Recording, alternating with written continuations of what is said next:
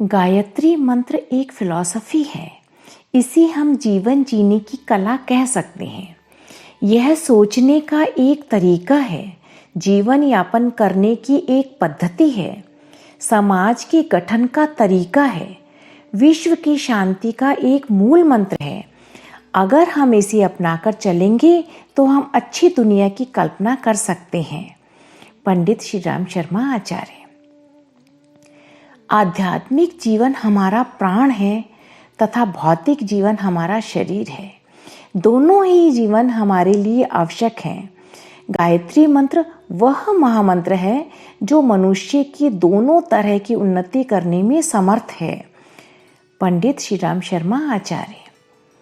पुस्तक का नाम भारतीय संस्कृति का मूल गायत्री महामंत्र। पुस्तक परिचय। माता की बराबरी किसी से भी नहीं की जा सकती। वह हमें प्यार, दुलार तथा पोषण द्वारा पूर्ण बनाती है। क्या हमारी लौकिक माँ के अलावा और भी कोई माँ है जो हमारा पालन पोषण करती है? हाँ, हमारी एक और माँ है जो हमें अपनी आंखों से दिखाई तो नहीं देती, पर सदैव हमारे अंतर मन में विराजमान रहती है और हमें सही दिशा दिखाती है। उस माँ का नाम है माँ गायत्री। जिस प्रकार हमारी लौकिक माँ हमारे शरीर का पोषण करती है, उसी प्रकार गायत्री माता हमारी आत्मा का पोषण करती है। यही गायत्री माता हमारे मन पर, विचारणा पर एक अंकुश लगाती हैं ताकि हम सभी मर्यादाओं का उल्लंघन न करें। पुस्तक से कुछ प्रश्न। ब्रह्मा जी ने सृष्टि की रचना से पहले कौन सी साधना की थी? गायत्री मंत्र को श्राप देने के पीछे क्या रहस्य है? गायत्री मंत्र का स्वरूप और सामर्थ्य क्या है? गायत्री मंत्र का उपयोग जीवन की किस परिस्थिति में किस प्रकार करना चाहिए? गायत्री मंत्र की साइंस क्या है? गायत्री माता की विशेषता क्या है? ब्राह्मण किसे कहते हैं? संत किसे कहते हैं? गायत्री के किस हिस्से को सावित्री कहते हैं और क्यों? इन सभी प्रश्नों का उत्तर लेकर आपके समक्ष प्रस्तुत है एक अति लघु पुस्तक जो गायत्री मंत्र की फिलॉसफी, उसकी शिक्षा और प्रेरणा को समझाती है, जिसके प्रयोग से हम आध्यात्मिक और भौतिक दोनों प्रकार की उन्नति कर सकते हैं। पुस्तक के कुछ अंश। ब्रह्मा जी ने गायत्री मंत्र को 4 टुकड़ों में बांटकर 4 वेदों का निर्माण कर दिया। ओम भूर्भुवः स्वः से ऋग्वेद बनाया गया। तत्सवितुर्वरेण्यम से यजुर्वेद बनाया गया। भर्गो देवस्य धीमहि से सामवेद बनाया गया। धियो यो नः प्रचोदयात् से अथर्ववेद बनाया गया।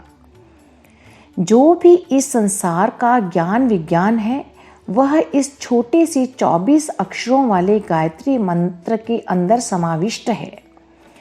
ऋषियों ने गायत्री मंत्र के 24 अक्षरों से भगवान के अवतारों की तुलना की ताकि सर्वसाधारण को इसका तत्व दर्शन एवं व्याख्यान समझ आए। मनुष्य के ऊपर ऋषियों ने गायत्री के रूप में शिखा की स्थापना करके यह बतलाया कि आप हमेशा विचार करते समय, बोलते समय यह ख्याल रखना कि हमारे ऊपर अंकुश लगा हुआ है, हमें मर्यादाओं का उल्लंघन नहीं करना चाहिए। गायत्री की 3 व्यवरातियाँ जनेऊ की 3 लड़े हैं।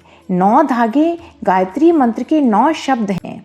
इसका मतलब है सामाजिक कर्तव्यों का पालन करना चाहिए। अब हमारे देश का, भाग्य का, संस्कृति का पुनः सूर्य उदय होने वाला है।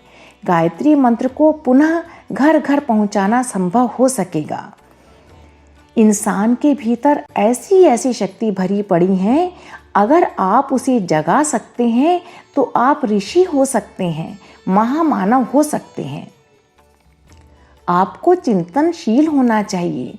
आपको अपने फर्ज एवं कर्तव्यों से जुड़ा हुआ होना चाहिए। अगर आपका जीवन उदार है दूसरों के दुखों को देखकर आपका मन द्रवित होता है तो आप ब्राह्मण एवं संत हैं।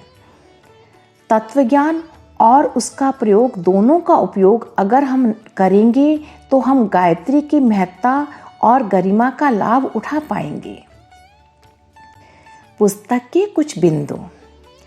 गायत्री विश्व मानव का मंत्र।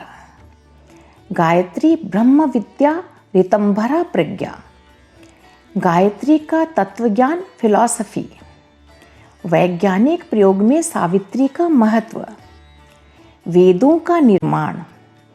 आध्यात्मिक और भौतिक उन्नति का पथ प्रशस्त। गायत्री उपासना के 3 फायदे।